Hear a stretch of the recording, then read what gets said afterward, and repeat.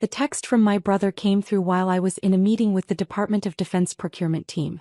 I glanced at my phone, saw Derek's name and almost ignored it. But something made me open the message. Sold your stupid stocks for quick cash. Those worthless papers were cluttering my office. Got $3,500 for them. You're welcome. I stared at the screen, reading it 3 times to make sure I understood correctly. Then I typed back, understood. Colonel Martinez was still speaking, something about delivery timelines for the advanced sensor arrays my company manufactured, but the words blurred into background noise. I excused myself politely, stepped into the hallway and called my attorney. James? It's Alex. We have a situation. What kind of situation? Derek just sold my restricted stock certificates. The ones I left at his house for safekeeping during my deployment. There was a long pause. The defense contractor stocks. The ones with the federal trading restrictions. Yes. The ones that are technically classified as protected government assets due to the technology classification? Those exact ones. Another pause, longer this time. Alex, your brother just committed federal securities theft. And if he sold them on the open market, he may have violated about 6 different national security regulations. That's what I thought. What do we do? First, don't do anything. Don't warn him, don't try to fix it. Let me contact the SEC and Treasury. They'll want to handle this through official channels. James hesitated. You know this is going to destroy him, right? Federal charges, potential prison time, massive fines. He called them worthless papers, James. He sold them for $3,500. Do you know what they're actually worth? Based on the last valuation I saw? North of $500,000. Plus the technology access they represent is classified at the highest levels. I could hear him typing. Give me 2 hours. Don't contact Derek. Don't tell anyone else. Just sit tight. I hung up and stood in the empty hallway, my mind racing through how it had gotten to this point. Derek was my older brother by 4 years. Growing up, he'd been the golden child. Athletic, popular, effortlessly successful at everything he tried. I'd been the quiet one, the studious one, the one who joined the army right after college because I wanted to serve and because I honestly wasn't sure what else to do. The army had been good to me.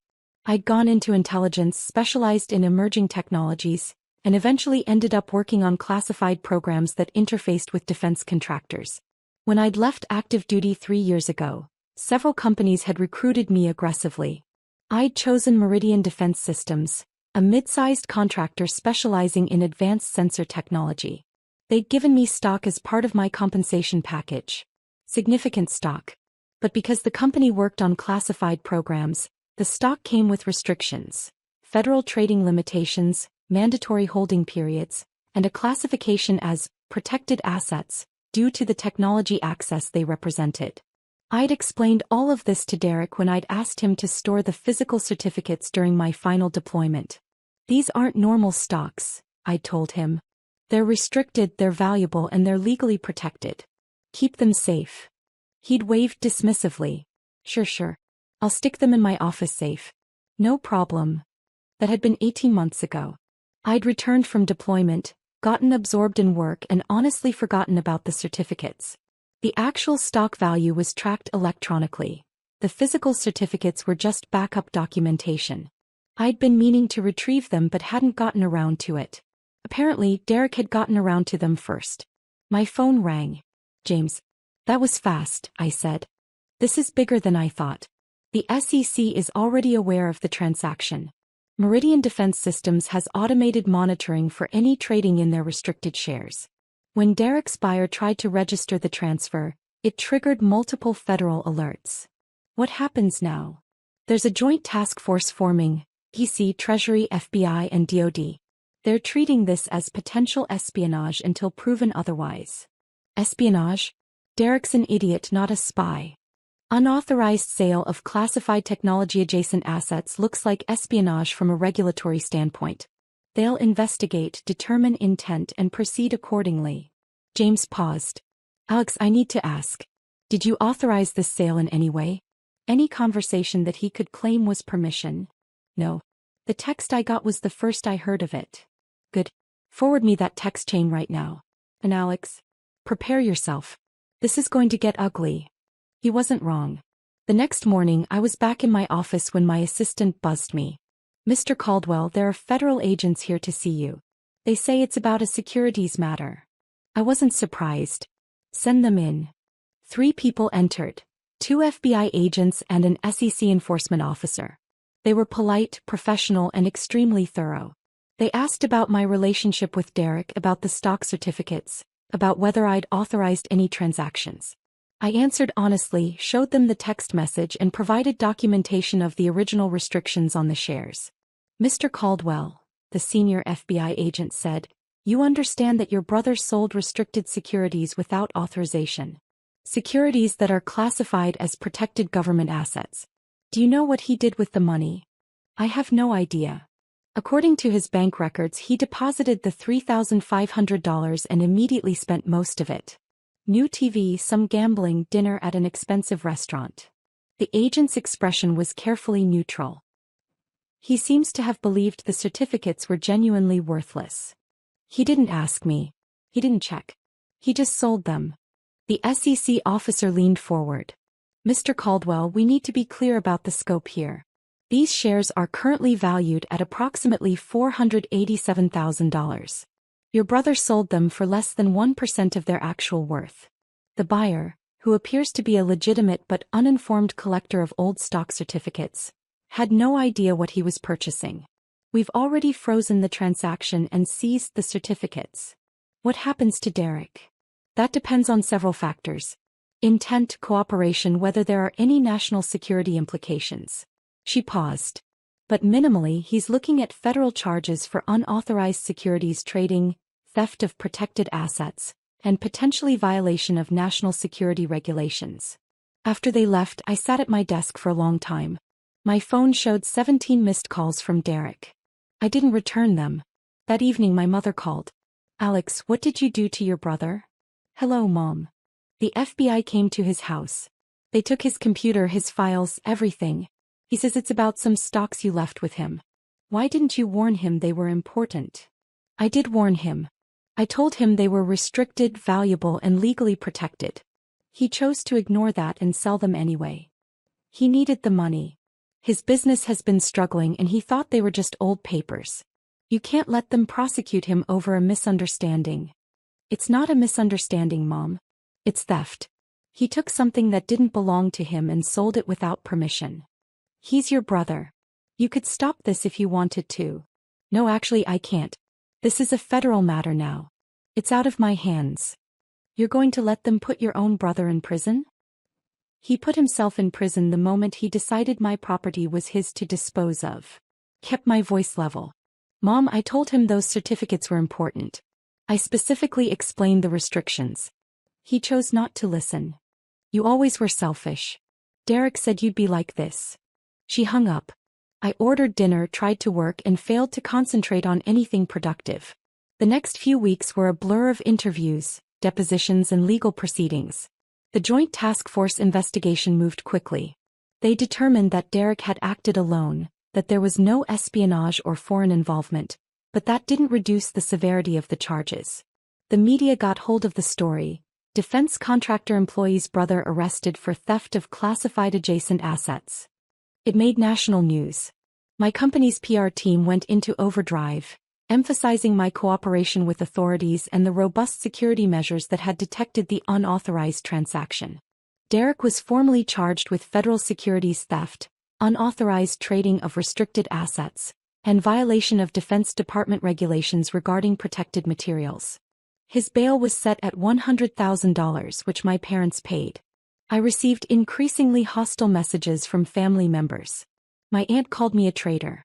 My uncle said I should be ashamed. My cousin posted on social media about how I was destroying the family over some paperwork. Only my younger sister, Maya, reached out with any empathy. "I heard what happened. Are you okay?" "I'm fine. Derek's telling everyone you set him up.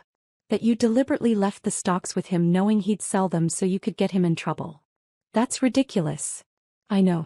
I also know Derek's been jealous of you since you got that job at Meridian. He kept saying you were just a grunt who got lucky." She paused. "For what it's worth, I think he did this to himself. And I'm sorry the family is being awful to you." Thanks, Maya. Mom's organizing a family intervention. She wants you to drop the charges. I can't drop federal charges. That's not how this works. I tried to explain that. She doesn't want to hear it. The family intervention happened anyway. My parents' house, the entire extended family assembled in the living room. Derek sat in the center like a martyr, his expression a calculated mixture of wounded innocence and righteous indignation. I arrived late deliberately and stood near the door. My father started. Alex, thank you for coming. We're here because this family needs to heal. Derek made a mistake. Derek committed multiple federal crimes, I interrupted. A mistake, my father continued firmly, that can be forgiven if you're willing to be reasonable. You can talk to the prosecutors, explain that it was a misunderstanding, ask them to drop the charges. I've already explained this to Mom. I can't drop federal charges. The government is prosecuting based on the law, not my personal feelings. Derek spoke up, his voice dripping with false hurt. You could at least try. Tell them I didn't mean any harm. Tell them it was just old papers I didn't think mattered. You didn't think they mattered because you didn't bother to listen when I explained what they were. You never explained. You just handed me some old certificates and said to keep them safe. You didn't say they were worth $500,000. I pulled out my phone and played a recording. My own voice from 18 months ago. Derek, these stock certificates are restricted securities. They're worth a lot of money, but more importantly, they're classified as protected government assets because of the technology involved. You can't sell them, trade them, or do anything with them. I need you to keep them completely secure. Derek's voice responded, Yeah, I got it. They're important. I'll put them in my safe. I stopped the playback. I recorded that conversation because I was deploying to a sensitive location and wanted documentation of where I'd left important assets. You acknowledged that they were important. You agreed to keep them secure. You chose to ignore that 18 months later. The room was silent. My mother recovered first. You recorded your own brother? What kind of person does that? Someone who was about to spend 6 months in a combat zone and wanted to make sure his assets were properly documented. It's called being responsible. It's called being paranoid and untrusting. Given current circumstances, it was apparently justified. Derek's facade cracked slightly. This is typical Alex. Always so superior, always so by the book. You couldn't just let it go? You had to make it federal case. You made it a federal case when you sold protected government assets. I didn't have a choice. You had a choice. You could have handled this privately. Paid me back the $3,500. Taken your precious stocks and moved on. But no, you had to bring in the FBI, the SEC, the whole federal government. Do you know what this is doing to me? To my reputation? To my business? Do you know what you did? You stole $500,000 worth of legally protected assets. You sold technology-adjacent securities that are classified by the Department of Defense. You potentially exposed sensitive information to unauthorized parties. My voice rose despite my efforts to stay calm. You did all of that for $3,500, which you immediately spent on a TV and gambling. And you have the audacity to act like you're the victim here. I'm your brother. And that should have meant something to you before you stole from me. My father stepped between us. Boys, please. This isn't helping. There's nothing to help, Dad. Derek committed crimes. He's being prosecuted. The family can accept that or not, but it doesn't change the facts. My uncle, who'd been quiet until now, spoke up. Alex, think about Derek's kids. Your nephews. Do you want them growing up with a father in prison? I want them growing up knowing that actions have consequences. That you can't steal from people and expect family loyalty to erase criminal behavior. So you're really going to let this happen, my mother said quietly. You're going to stand by while they send your brother to prison. I'm going to cooperate with federal authorities who are prosecuting someone for breaking federal law. The fact that he's my brother doesn't change that he committed the crimes. I headed for the door. I'm done with this conversation. Derek's voice followed me. You'll regret this. When I'm locked up and the family falls apart and everyone knows what you did, you'll regret it. I left without responding. The trial was set for 6 months later, but it never got that far. Derek's attorney, after reviewing the evidence, the recording, the text messages, the federal regulations, the documentation of the stock's value and restrictions, advised him to take a plea deal. Derek initially refused. He wanted to fight it, convinced that a jury would sympathize with him, that the prosecution would seem heavy-handed. His attorney was more realistic. Derek, you're on recording acknowledging that the stocks were important. You sent a text message admitting you sold them without permission. The stocks are documented as protected government assets. There's no defense here. If you go to trial, you'll lose and the sentence will be much harsher. The plea deal was relatively merciful. 5 years probation, $100,000 in fines, restitution of $487,000 to me, and permanent restriction from trading securities. No prison time if he complied with all terms. He took it. The day the plea was finalized, I received a call from the federal prosecutor. Mr. Caldwell, I wanted to thank you for your cooperation throughout this investigation. Your documentation and testimony were crucial. I just answered questions honestly. More than that, you could have made this difficult. Many people would have, especially given the family pressure you must have faced. She paused. I also wanted you to know that this case has prompted a review of security procedures for restricted securities across the defense industry. Your company's detection system worked, but several others have vulnerabilities. You may have prevented future incidents. I'm glad something positive came from this. One more thing. Your brother's restitution payments are structured over time. If he defaults, the court can impose additional penalties. I wanted to make sure you understood that you'll need to monitor compliance. I understand. After I hung up, I sat in my office looking at the framed photo on my desk. My army unit taken in Afghanistan 3 years ago. We'd been supporting classified operations, working with technology that most people would never know existed. The work had mattered. The security had mattered. Derek had never understood that. He'd seen old papers, not protected assets. He'd seen his chance for quick cash, not federal crimes. He'd seen his little brother's property as his to dispose of, not as something that required respect and permission. That evening, Maya came to my apartment with takeout. "How are you holding up?" she asked. "Honestly, I'm not sure. The family's still furious with you. Mom's barely speaking to anyone who doesn't agree that you're a monster. Derek's posting on social media about betrayal and persecution. I know. I've seen it. For what it's worth, I looked up those stocks. I wanted to understand what he actually did." She set down her fork. "Alex, he sold $500,000 worth of protected government assets for $3,500. And then he spent that money on a TV and a casino trip. He didn't even have a good reason. He wasn't desperate, he wasn't trying to save his house or pay medical bills. He just wanted quick cash for luxuries." "I know. And the family expects you to just forgive that? To ask federal prosecutors to ignore multiple felonies because family is family?" She shook her head. "That's not how the world works. Try telling Mom that." She doesn't want to hear it. None of them do. They want to believe Derek made an innocent mistake and you're overreacting. Maya looked at me seriously. But I read the recording's transcript. I saw the text messages. He knew those stocks were important. He just didn't care. That's the part that bothers me most. Not that he didn't understand the legal implications. I can almost forgive ignorance. But he didn't even ask. He just took my property and sold it because it was convenient for him. Because he's always seen you as less than him. The younger brother who got lucky. He didn't think your property deserved respect because he doesn't think you deserve respect. I hadn't articulated it quite that way, but she was right. Over the following months, Derek made his restitution payments, grudgingly according to the court reports. He complained on social media about the unjust system that was bankrupting him. He gave interviews to local news stations about how federal prosecution of family matters had gotten out of control. He never once apologized to me. The family remained divided.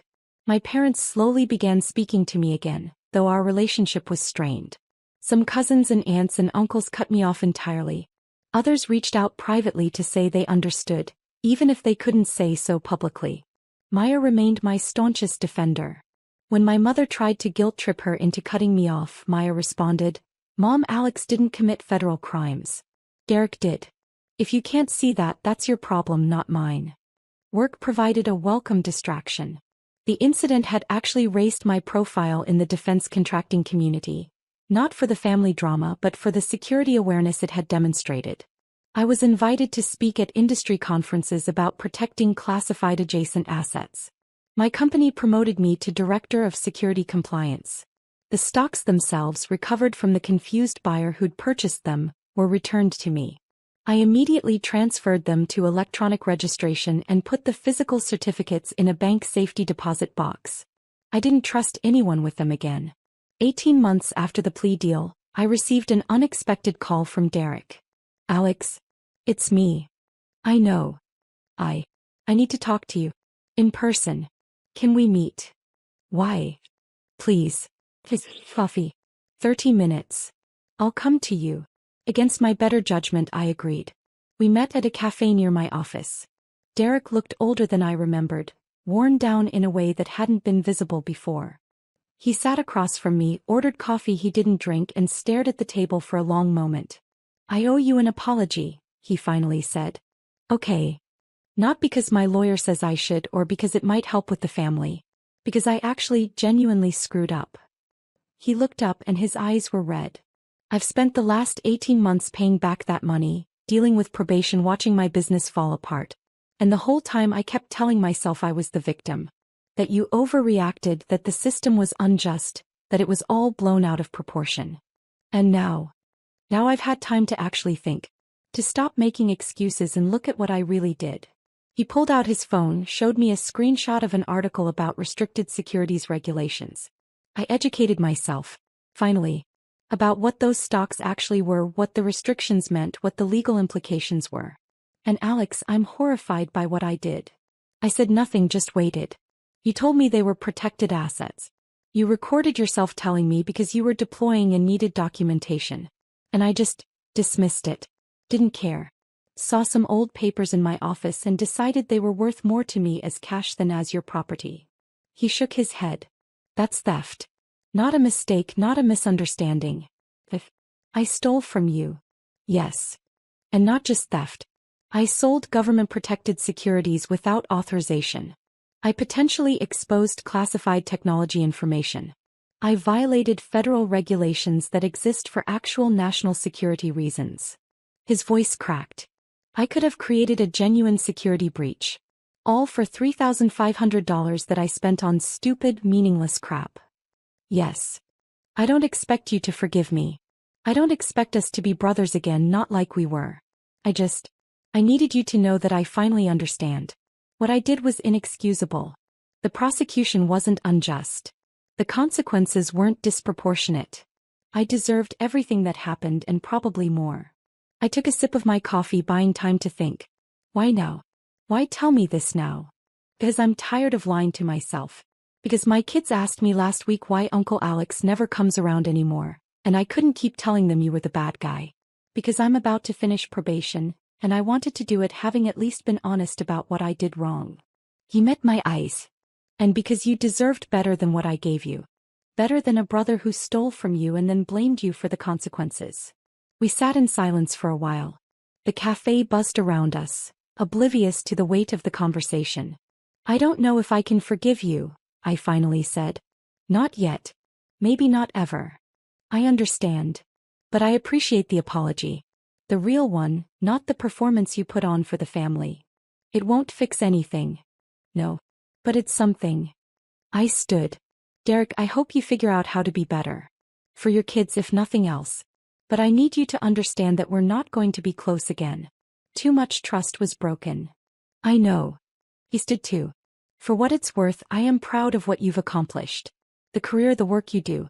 I should have said that before I stole from you. Yeah. You should have." I left him there and walked back to my office, feeling something loosen in my chest. Not forgiveness exactly. But maybe the beginning of acceptance that what had happened couldn't be undone, only moved past.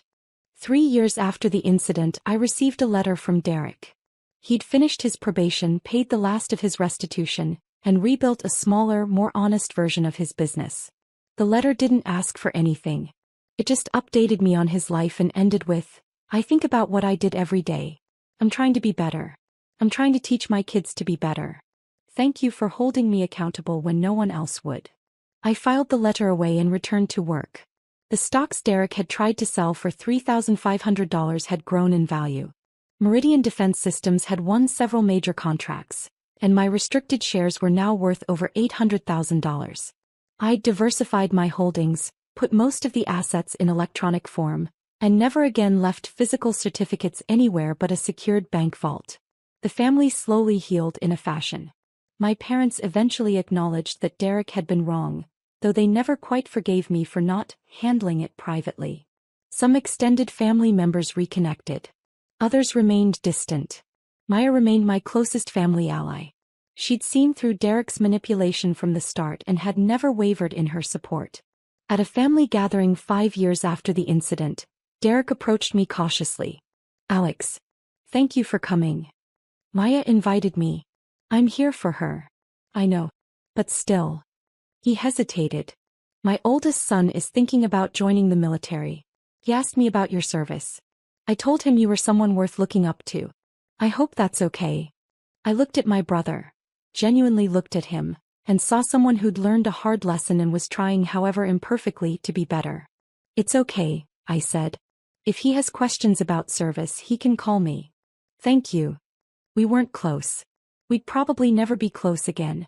But we'd reached a kind of peace, built on honesty about what had happened and acceptance of the consequences. The stocks that Derek had called worthless papers had taught multiple lessons. About security, about respect, about the consequences of theft, and about the complicated nature of family loyalty. They'd also taught me that sometimes the hardest thing you can do for someone you love is to refuse to protect them from the results of their own actions. Derek had committed federal crimes. He'd been prosecuted, convicted, and sentenced. The family had been furious with me for cooperating with authorities rather than circling the wagons. But I'd done the right thing. Not the easy thing, not the comfortable thing, but the right thing. And in the end, that was what mattered. The worthless papers had been worth $500,000 in stock value, hundreds of thousands more in lessons learned, and the knowledge that I'd stood by my principles even when family pressure demanded otherwise. That, it turned out, was worth more than any stock certificate.